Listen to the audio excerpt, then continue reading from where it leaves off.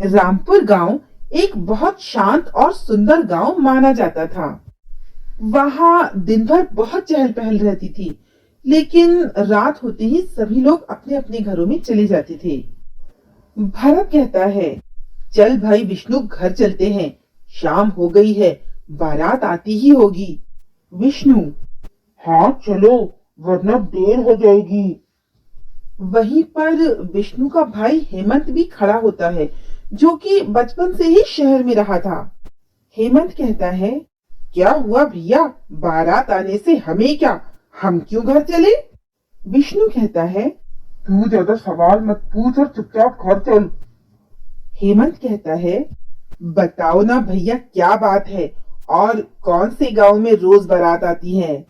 विष्णु हेमंत को कुछ नहीं बताता, लेकिन हेमंत के मन में बहुत सारे सवाल घूमने लगते हैं। हेमंत मन ही मन सोचता है, आखिर चल क्या रहा है? भैया मुझसे क्या छुपा रहे हैं? आज रात को मैं पता लगा कर ही रहूंगा। रात होते ही हेमंत सबके सोने का इंतजार करने लगता है, और जब सभी लोग सो जाते हैं तो वो चुपचाप से अपने घर से निकलकर बाहर आता है। कहाँ है बारात? यहाँ तो कुछ भी नहीं दिख रहा है। तभी अचानक उसे जमीन पर एक सोने का घुंघरू गिरा हुआ दिखाई देता है। अरे वाह, ये तो सोने का घुंघरू है। और भैया ऐसे ही परेशान हो रहे थे। वैसे यहाँ दूर दूर तक कोई दिखाई नहीं दे रहा। इतना कहकर हेमंत जैसे ही वो घुंघरू उठाने के लिए नीचे झुकता है, अचानक से उसको ढोल ताशों और किसी लड़की के रोने की आवाज आने लगती है। ये क्या, अचानक से ये क्या बजने लगा? और ये कौन रो रहा है? कौन है वहां? हेमंत पीछे मुड़कर देखता है तो उसको कोई दिखाई नहीं देता। लगता है मेरे दिमाग में भैया की बात आ गई, तभी ये भ्रम हो रहे हैं मुझे।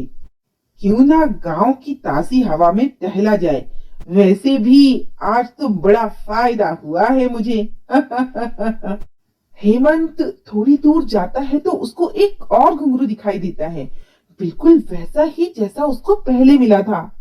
अरे क्या बात है, आज सुबह सुबह किसका मुंह देखा था मैंने जो ये सब हो रहा है?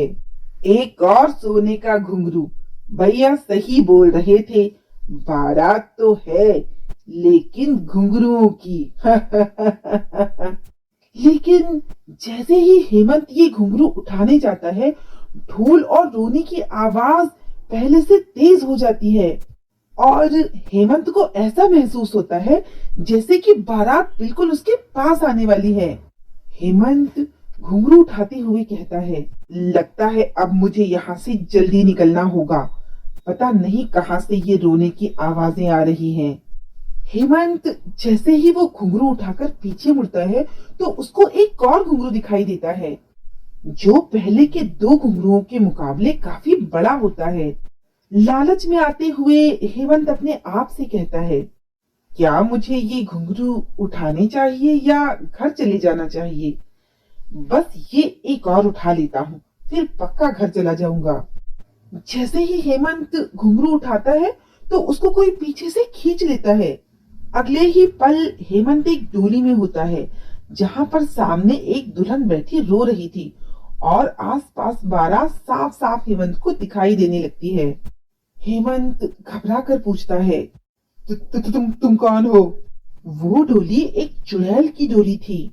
जैसे ही हेमंत उस दुल्हन से सवाल पूछता है, अचानक उस दुल्हन का रोना बंद हो जाता है और वो अपना घूंघट हटा देती है, जिसको देखकर हेमंत चिल्लाकर रोने लगता है। ये घुंघरू मेरे लहंगे के हैं जो तूने उठाए हैं, अब तुझे मेरा बाराती बनना होगा। हेमंत डरते हुए कहता है, आप ये वापस ले लो और मुझे जाने दो। एक बार जो यहाँ आ जाता है उसे मैं अपना बाराती बनाए बिना वापस नहीं जाने देती। ये सब जो लोग हैं उनको भी मैंने ऐसे ही बाराती बनाया है।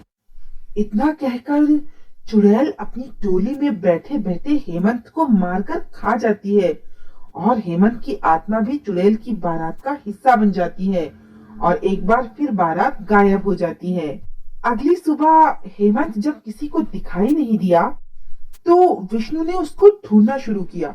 ढूंढते ढूंढते वो वहां पर पहुंचा जिस सड़क पर चुड़ैल की बारात आती है और वहां पहुंचकर उसने देखा, अरे ये घड़ी तो हेमंत की है, लेकिन ये यहाँ क्या कर रही है? लगता है मेरे मना करने के बाद भी हेमंत रात को यहाँ आया था। थक हार कर सब अपने अपने घर चले जाते हैं। सभी लोग अपने अपने घर जाकर सो जाते हैं, लेकिन विष्णु को अपने भाई के बारे में सोच सोचकर नींद नहीं आ रही थी। उसने सोचा कि उसे अपने भाई के लिए घर से बाहर जाना ही पड़ेगा। ये सोचकर विष्णु घर से बाहर आता है और उसी सड़क पर जाकर खड़ा हो जाता है। तभी वो देखता है कि एक अनजाना आदमी घुंघरू लिए खड़ा है और वो आदमी कहता है, अरे आज तो किस्मत ही चमक गई। ये कहकर वो घुंघरू उठा लेता है, लेकिन जैसे ही वो तीसरा घुंघरू उठाता है, अचानक से डोली में बैठी चुड़ैल उसको भी खींच लेती है और विष्णु को अब सब कुछ साफ साफ दिखाई देने लगता है। अरे ये चुड़ैल उस आदमी को ले गई और उसे खा लिया। कहीं इस चुड़ैल ने हेमंत को भी तो नहीं खाया होगा। मुझे जल्दी ही कुछ करना होगा। विष्णु अपने घर चला जाता है। सुबह वो अपने दोस्तों को सारी बात बताकर उनसे मदद मांगता है। सभी दोस्त विष्णु को इतना दुखी देखकर उसकी मदद करने के लिए तैयार हो जाते हैं। चलो, रात हो गई है, जैसा मैंने कहा है वैसा ही करना। अब विष्णु भी उस सड़क पर जाकर खड़ा हो जाता है।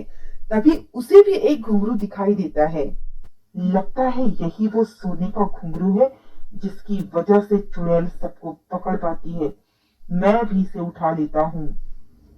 इतना कहकर विष्णु उस घुंघरू को उठा लेता है और उसे भी ढोल और रोने की आवाजें आने लगती हैं और वो इंतजार करने लगता है। कहाँ कुछ हो रहा है, बस ढोल बज रहे हैं, लेकिन कोई भी तो दिखाई नहीं दे रहा। चलो थोड़ा आगे चलकर देखता हूँ। विष्णु थोड़ा आगे जाता है तो उसको एक और सोने का घुंघरू दिखाई देता है। विष्णु वो सोने का घुंघरू भी उठा लेता है और फिर आवाज आती है। विष्णु मन ही मन सोचता है, अब तो दो दो सोने के घुंघरू उठा लिए, अभी भी पता नहीं चल रहा है कि वो चुड़ैल कब और कैसे आती है। लगता है आज वो चुड़ैल नहीं आएगी। जब चुड़ैल नहीं आएगी तो ये भी उठा ही लेता हूँ, फिर घर चला जाऊंगा। जैसे ही विष्णु वो घुंघरू उठाने के लिए झुकता है कि अचानक से उसे कोई पीछे खींच लेता है और वो देखता है कि उसके सामने एक चुड़ैल घूंघट निकालकर बैठी हुई है। उसे देखकर चुड़ैल कहती है, तू भी आजा मेरी बारात में, आज तू भी शामिल हो जा। इस पर विष्णु कहता है, हाँ हाँ ठीक है, लेकिन एक बार उतर कर तो देखो, तुम्हारे आधा से ज्यादा बाराती तो जा चुके हैं। क्या बकवास कर रहा है तू? मेरी बारात कभी खाली नहीं हो सकती। तुम अपनी डोली से उतरोगी तब तुम्हें पता चलेगा कि तुम्हारी बारात खाली हो चुकी है। चुड़ैल अपनी डोली से झांक कर देखती है तो सच में बारात के सभी लोग गायब हो चुके थे। ये सब देखकर चुड़ैल हड़बड़ी में नीचे उतर जाती है। चुड़ैल गुस्से में कहती है, तूने क्या किया मेरी बारात के साथ? कहाँ गई मेरी बारात? मैंने नहीं, मेरे दोस्तों ने किया, सबको जला दिया और अब तेरी बारी है। तभी वहां सभी लोग आ जाते हैं और चुड़ैल के ऊपर आग फेंक देते हैं, जिससे चुड़ैल जलकर मर जाती है।